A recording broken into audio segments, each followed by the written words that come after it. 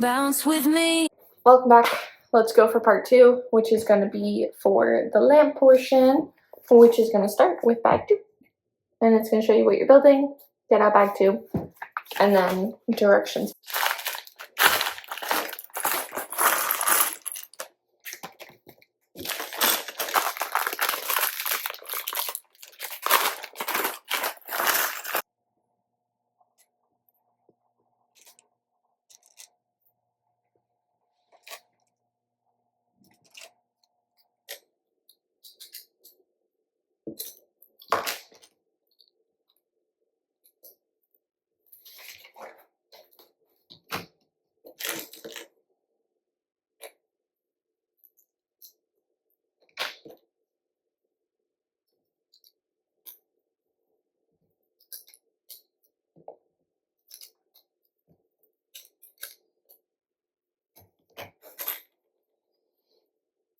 I think my only thing when you also have the bigger sets is that you are working on something and then you're like, oh, like it might be like the smallest bit tedious, or sometimes it is actually really tedious.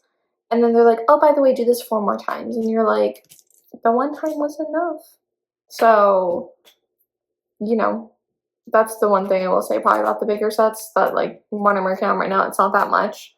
You just have to put like the little pieces like underneath this, but it's like, do this 4 more times. And I'm like, oh, okay, cool. Like it will look good in the end, and you'll be like, oh, that's why I wanted me to do it so many times, because then it structurally makes sense too.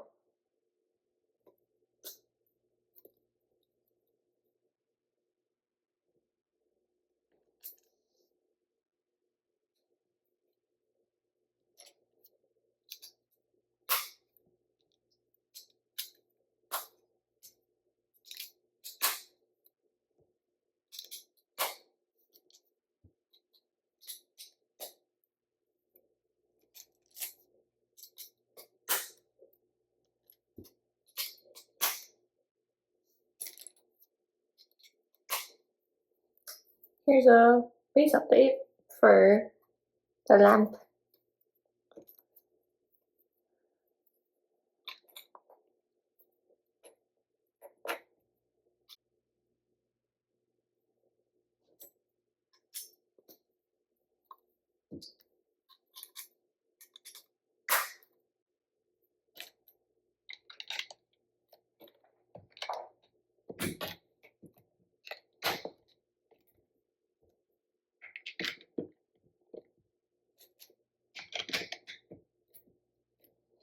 Alright, time for another little thing. Do these color sequences, do any of those look familiar for a Pixar character? We have orange, white, and black, and then we have blue, yellow, and black. If you haven't guessed, those are going to be the little bricks stick together like Dory and Marlin from Finding Nemo from 2003.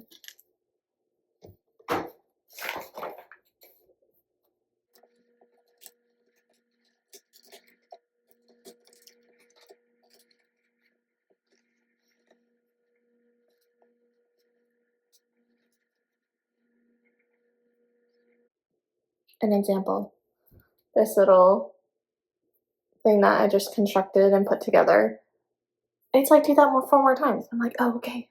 So, you know, one of those things where it's not like, we're like, oh, it's not that bad, like, you know, especially since it's like not that big of a thing that you have to like redo, but like it's just the pieces that you have to go through, and the fact that all of them are white, so you have to make sure that you're putting them down correctly, because you want to make sure that you're not messing them up, especially since they're duplicates. You don't want to like end up with an uneven structure of some sort as well.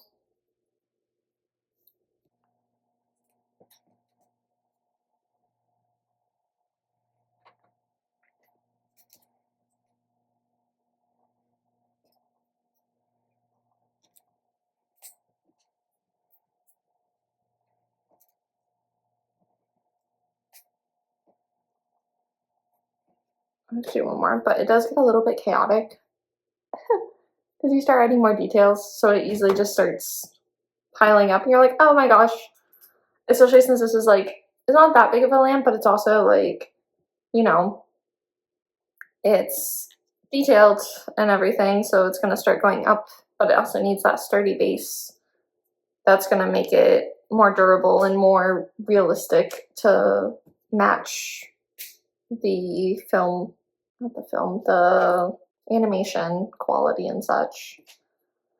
Is that the right word for it? No, it's not, but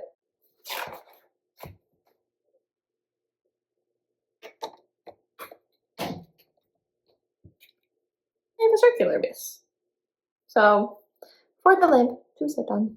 So now we go up. Slowly but surely.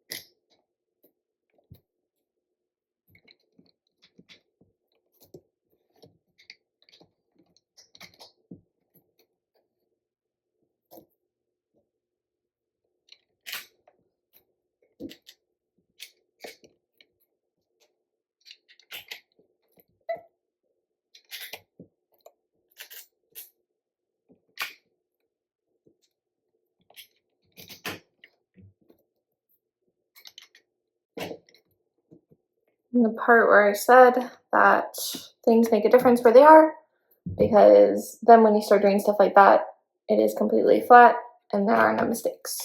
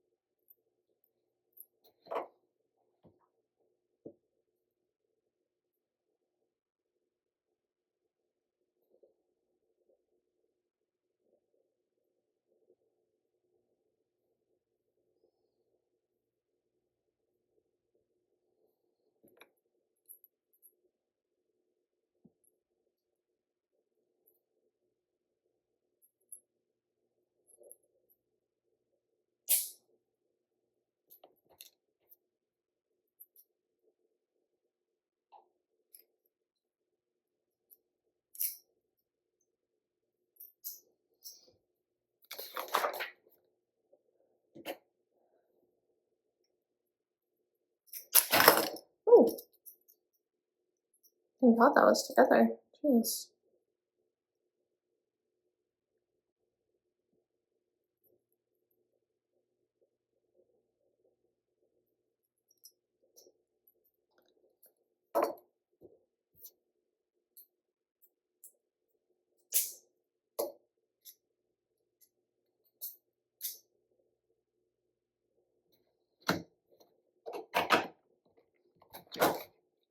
And now we have this. So now it's a nice little thing, and then we're gonna put the finishing touches plus a few extra things before we move on. Because now we have a full white base. You never would know all of this is below it and in between it, which is also a super cool thing about Lego, because like I said, they are so detailed and good at hiding the little details that you're like, oh my God, like the outside is so detailed, and it's like, well, if only you knew like the base, because then, you know,